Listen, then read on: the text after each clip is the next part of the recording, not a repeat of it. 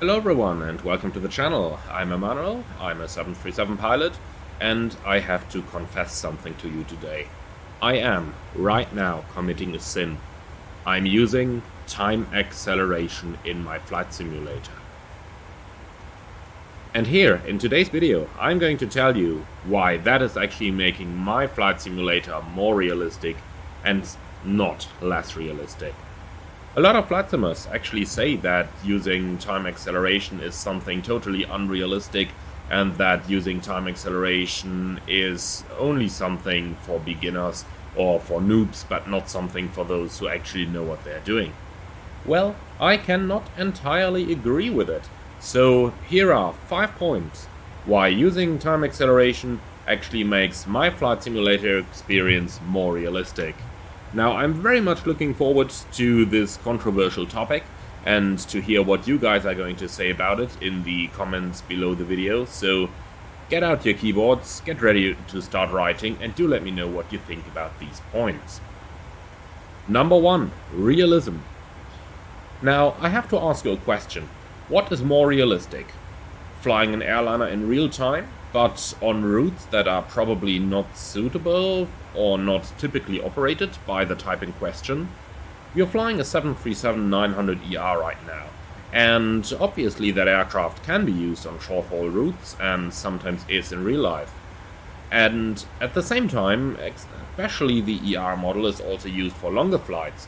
For example, we are right now on our way from Los Angeles to Lihue in Hawaii. Sorry for the pronunciation to my US friends. So, we are operating this aircraft pretty much in accordance with any of the standard operating procedures, and we are doing everything exactly as it is supposed to, with a single exception that we are accelerating our time. So, I have to ask you a question now. Let's take this a step further and take, for example, a Boeing 777 or a 747. What is more realistic? Flying a 747 from Frankfurt to New York, using time acceleration, or flying a 747 from Frankfurt to London in real time? Now, everybody is going to answer this one differently, but in my opinion, operating an aircraft on routes that are suitable for the type and where the type is commonly seen is something that is just as realistic as operating it on a short-haul flight, but in real time. So, everybody has to make this one up for their own, but in my opinion there is no worse or no better in this point. But both are simply equally realistic. Now, let's get to point number 2. Real pilots often fly flights that are longer than 2 hours. Now, the recent Navigraph community survey that's just been released about a week ago has shown that the typical session length in Flight Simulator is between 2 and 3 hours, and that includes everything ground related. So we are looking at a typical flight time of approximately 1 hour. How many aircraft types do exclusively operate on these short flights? I can tell you that the 737 that I'm flying is typically out of my base operating something around 2 hours. So our typical duty days look something like you will probably be flying 4 sectors, and there will probably be 2 shorter ones in there, such as for example a 1-hour route across the Alps. And then there's typically going to be something longer in there, for example a flight to Palma de Mallorca at about 2 hours and 20. Leading up to a total duty time of something between 10, 11, 12 hours. Now, if everybody only flies those very short flights, how realistic is that? That does not resemble what a pilot's life typically looks like. Therefore, doing longer flights is something that real pilots do pretty much all the time. And therefore, if you don't have the time available for that, which is something that I can absolutely understand, seeing that people can't be expected to sit in front of their computer for as long as real pilots are sitting inside their flight decks. However, nonetheless, taking a longer flight every now and then is something that is definitely something a real counterpart would experience every now and then. So, why not do it in the simulator as well if you don't have the time available to do the flight in full length? And this leads us straight away to point number 3. What do pilots typically do in flight? And what do flight simmers typically do in flight?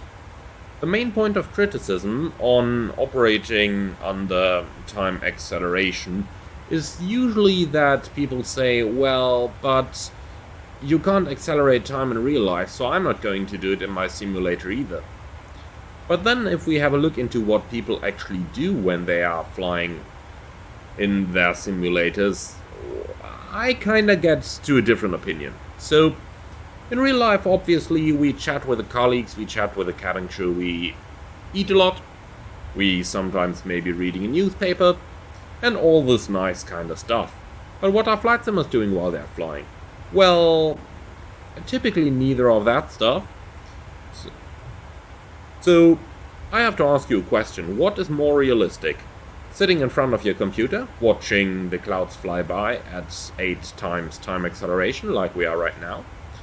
Or sitting in front of your computer and doing something entirely different, not watching your aircraft at all? In both cases, you're probably not doing what your real counterpart would be doing. So which of the two is more unrealistic? Well, let's go on to point number 4 then.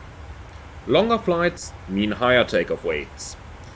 Whom of you has experienced a 737 at the maximum takeoff weight yet? I just took off from Los Angeles at the absolute maximum of 84.5 tons in the 737-900. But what about a 777 or a 747? Those aircraft have maximum takeoff weights that are often more than 100 tons above what the standard flight simmer is used to in these aircraft, since they mostly fly short routes. Now, aircraft do behave quite differently up there. Higher weights mean higher takeoff speeds, mean higher takeoff thrust, mean more runway requirements, and that means less margin for error. Now, there are also operational considerations like, am I above the maximum landing weight? When we just took off, we would have needed several hours of holding to burn off the fuel that we needed to lose in order to actually get our airplane back down towards the ground at the max landing weight. Obviously, you can do an overweight landing in case you experience a time-critical emergency. However, it is preferred that even with an engine failure, you sit there in the holding, burn off the fuel and get your airplane down to the max landing weight. Not only is that going to help your go-around performance, but it's also going to spare your airline from doing additional inspections after the landing. What about other restrictions then? Like, are there any speed restrictions on the departure? Obviously, at the higher takeoff weights that you get from flying longer routes, you have additional considerations like, do I maybe need to keep the flaps extended in order to meet a speed restriction? And in turn, is there anything SOP related that you have to take care of if the flaps are extended for longer? Now, these are all considerations that you primarily run into when your aircraft is at higher weights, and therefore, if you do fly longer flights, you also get to experience those higher weights. And this leads me to the final point, which is point number 5. Simply look out the window and enjoy your scenery. I do that a lot in real life, just look out and enjoy the absolutely lovely terrain passing by. And in Microsoft Flight Simulator we have the opportunity, we do have a simulator that makes this possible.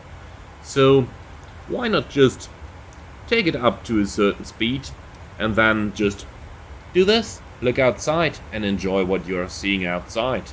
Even if it's just the clouds passing by above the Pacific Ocean right now, it's still something that is entirely different from the experience that many of you will have by just flying those very short flights, being busy inside the aircraft, being busy preparing your aircraft, being busy flying the aircraft. So it's just something to think about. Also, doing those longer flights, they might lead you over areas where you have not been to before. For example, Turkish Airlines flies the 737-900 all across Africa. And when did you last see the Sahara Desert? When did you last see the beauty of Kenya? Think about it. Now I want to hear from you guys what you think about using time acceleration after hearing these points. Obviously, many of you will think different, but I am very much looking forward to hear what you guys have to say about it, and what you guys have to say about just experiencing your simulator world from this little other side that you have probably not experienced before. And finally, is it all that much more unrealistic, since after all we're all sitting in front of a computer even though we wish to be pilots? I'll let you guys decide. As always, like, comment and subscribe, and do let me know in the comments what you think. I'm very much excited to hear it on this one. Finally, if you haven't seen it yet, I have just set up a new membership option on my channel, which is going to bring you exclusive pre-release content, like this particular video, which is definitely going to sit there for a few days before it will be released to the general public. Now, thank you very much for watching. I hope that you have enjoyed today's video, and I look forward to hear what you guys have to say about it.